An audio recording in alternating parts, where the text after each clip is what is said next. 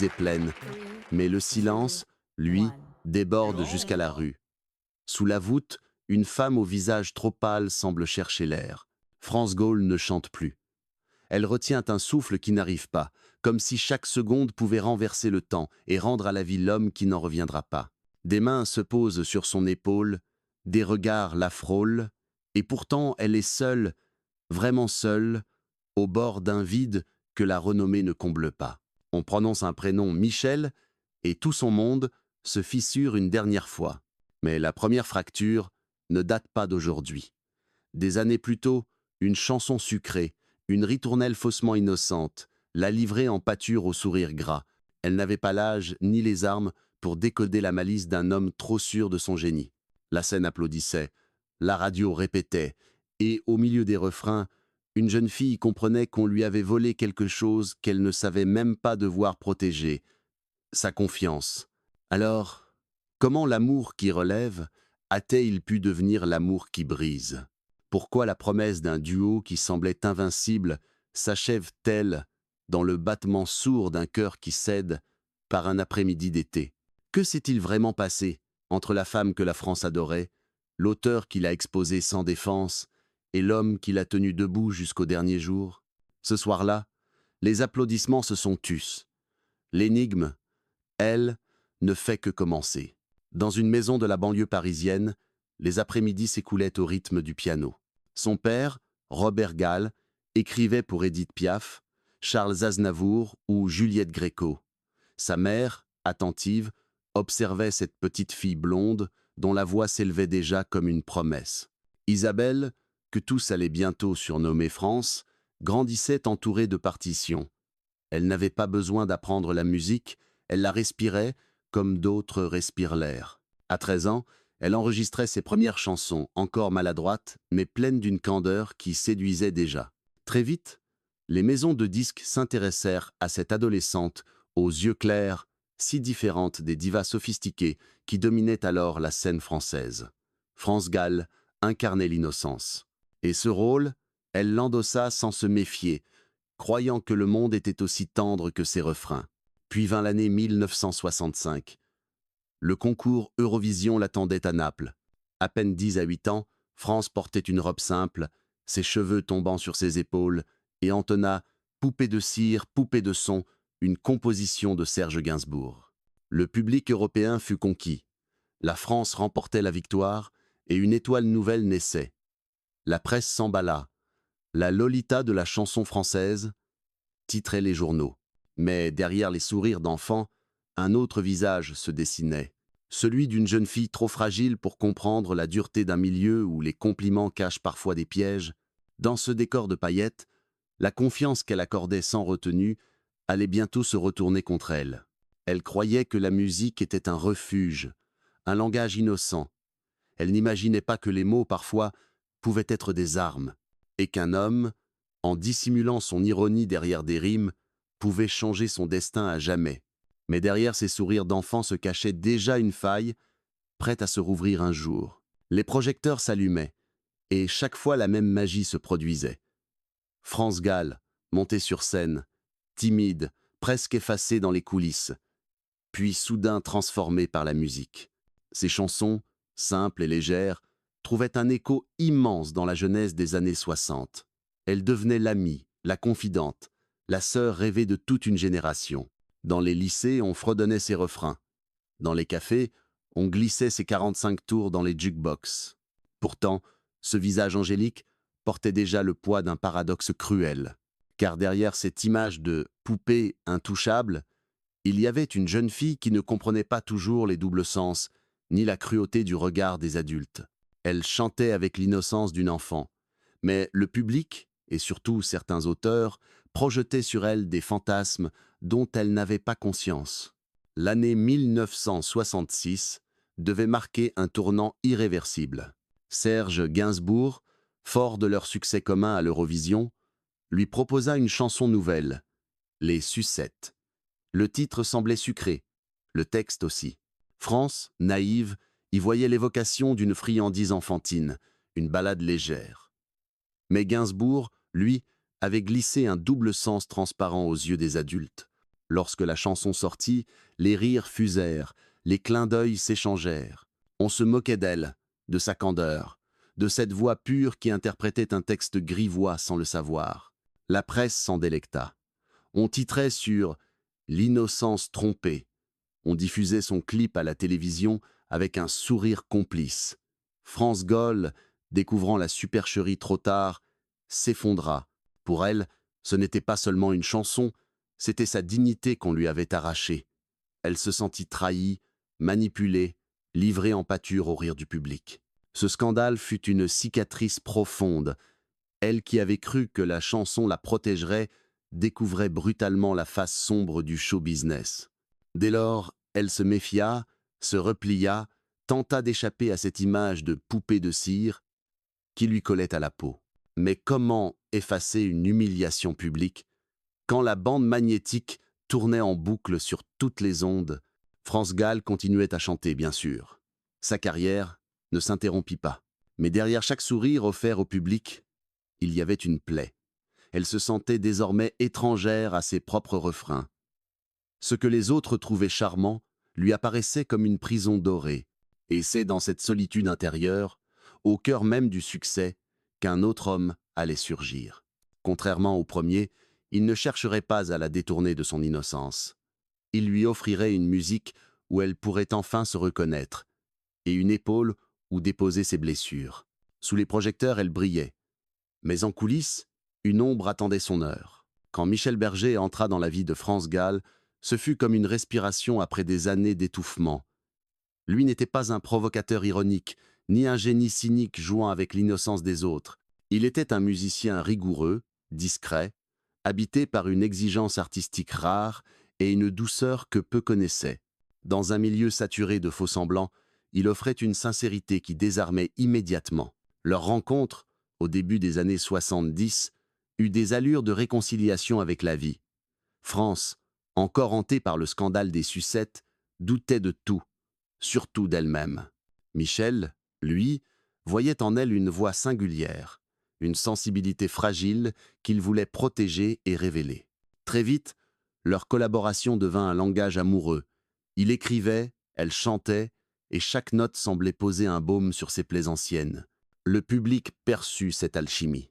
Les chansons signées Bergère, Si, maman, si, il jouait du piano debout, Elle là, ne furent pas seulement des succès. Elles devinrent les hymnes d'une génération.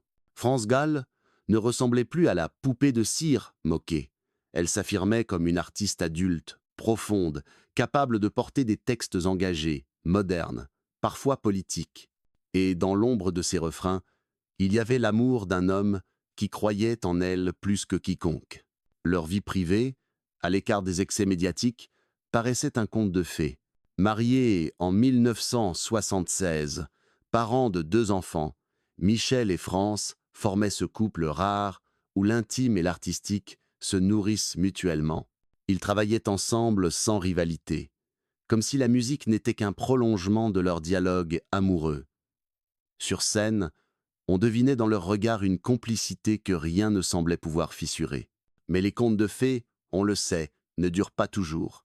Derrière les succès, des tensions discrètes affleuraient. Michel, perfectionniste, pouvait se montrer exigeant à l'excès. France, hypersensible, craignait parfois de ne pas être à la hauteur. Pourtant, jamais ces ombres n'éclipsèrent la lumière qu'ils projetaient l'un sur l'autre. Aux yeux du public, il restait l'image de la fidélité et de la réussite partagée. Ce qui frappait surtout, c'était la transformation de France Gall. Celle qui avait été humiliée par Gainsbourg apparaissait désormais épanouie, sûre d'elle, presque invincible. Elle riait de nouveau, elle rayonnait sur les plateaux, et son art atteignait une maturité qui surprenait même ses détracteurs.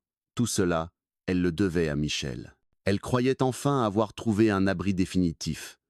Un amour qui non seulement réparait, mais construisait.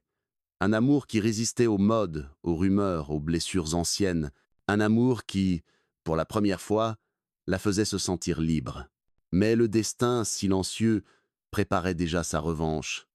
Car ce qui ressemblait à une forteresse allait bientôt s'écrouler en un seul après-midi. Et cette femme qui croyait avoir trouvé la paix allait découvrir que le bonheur, parfois, n'est qu'un instant volé. Elle croyait avoir trouvé la paix, mais l'histoire ne faisait que commencer. C'était un dimanche de juillet 1992. Le soleil cognait sur la villa de Ramatuelle, et Michel Berger, fidèle à ses habitudes, décida de jouer au tennis. La partie dura à peine 1 heure. Puis, soudain, l'effondrement. Un cœur qui cesse de battre, sans prévenir, comme si le destin avait choisi ce moment précis pour frapper. Michel avait 44 ans.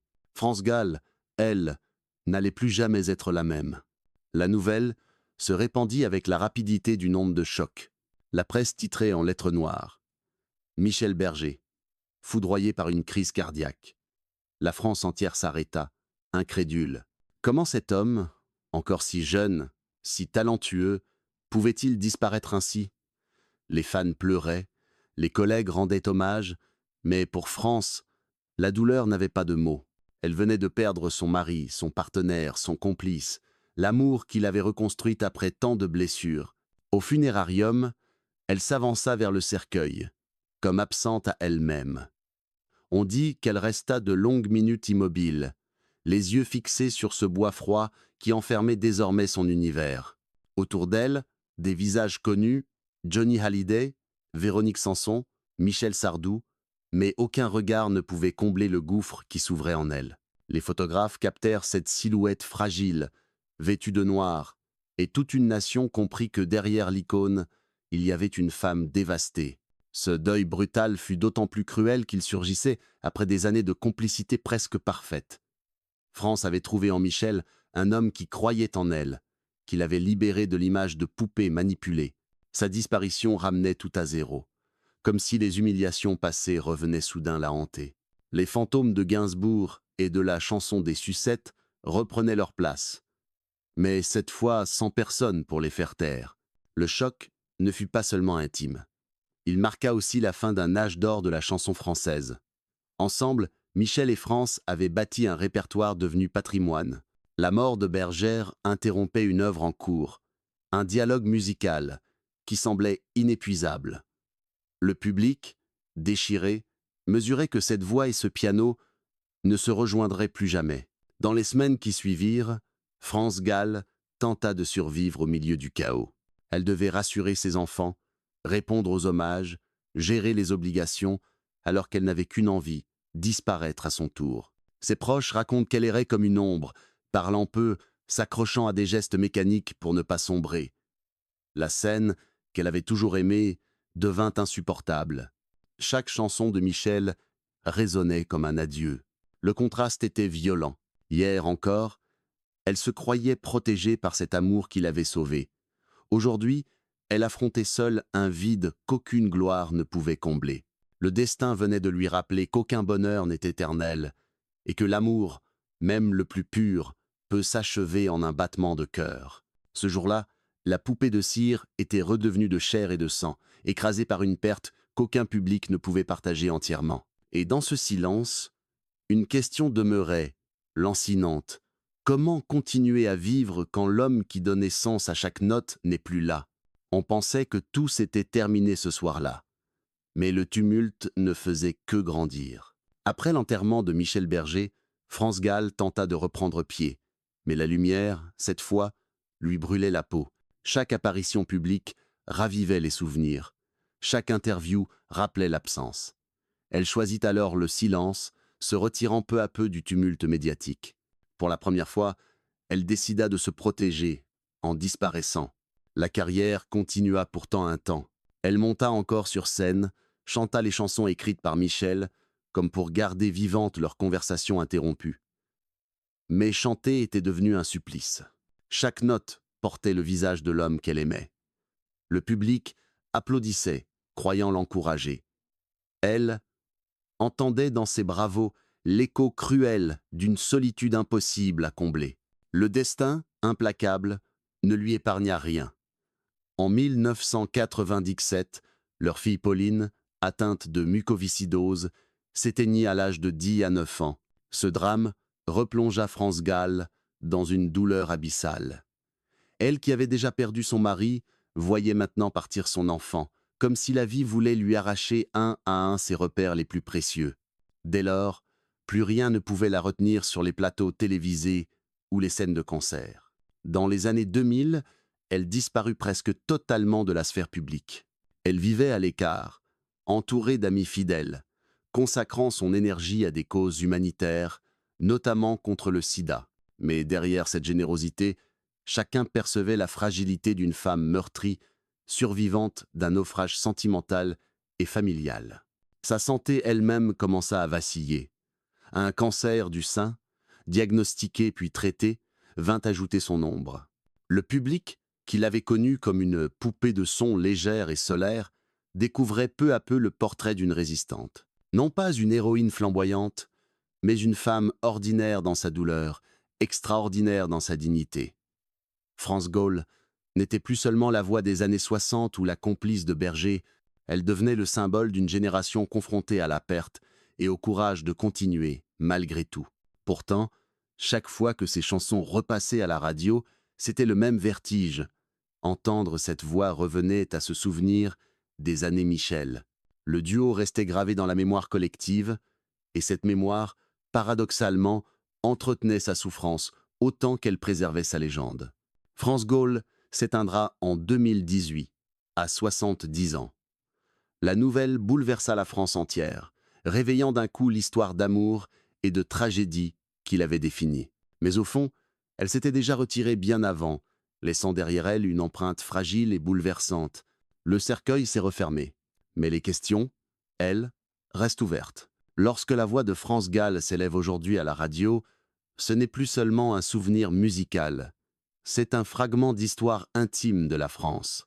Elle n'est plus la jeune fille naïve trahie par les malices de Gainsbourg, ni la femme dévastée par la disparition de Michel Berger. Elle est devenue une légende paradoxale, celle d'une artiste dont la lumière n'a jamais cessé de briller, même à travers les ombres les plus denses. Son héritage est double. D'un côté, une discographie riche, jalonnée de refrains immortels, poupée de cire, poupée de son, si maman si, résiste, est là, elle l'a. Des chansons qui racontent l'énergie de la jeunesse, la révolte, la liberté. De l'autre, une histoire humaine où se mêlent les humiliations publiques, les deuils privés, et cette capacité rare à tenir debout malgré tout. Ce qui frappe, c'est que France Gall n'a jamais cessé d'incarner une forme de vérité brute. Elle n'a pas joué à la star inaccessible. Elle a laissé voir ses failles, ses larmes, ses absences. Et c'est précisément cela qui la rend immortelle aux yeux de ceux qui l'ont aimée. Sa trajectoire dit quelque chose de plus grand, que l'amour peut sauver, mais aussi briser, que derrière les applaudissements, il y a parfois des silences qui tuent. Aujourd'hui, dans la mémoire collective, France Gall reste liée à deux hommes, celui qui l'a trahie et celui qui l'a reconstruite avant de disparaître trop tôt. Entre ces deux pôles, son existence entière s'est jouée. Et c'est là le cœur battant de sa légende. Une femme emportée par l'amour autant qu'elle s'y est accrochée. Alors, lorsque résonnent les paroles de Résiste, ce n'est pas seulement un refrain entraînant. C'est une injonction qu'elle s'adressait à elle-même et qu'elle laisse à tous ceux qui l'écoutent. Résister, même quand tout s'effondre. Chanter, même quand la voix tremble. Aimer, même au prix de ses blessures. Comme une ultime confidence, France Gaulle nous rappelle que derrière chaque mélodie, il y a une vie. Et derrière chaque vie, un combat. Et son combat, lui, ne s'est jamais éteint.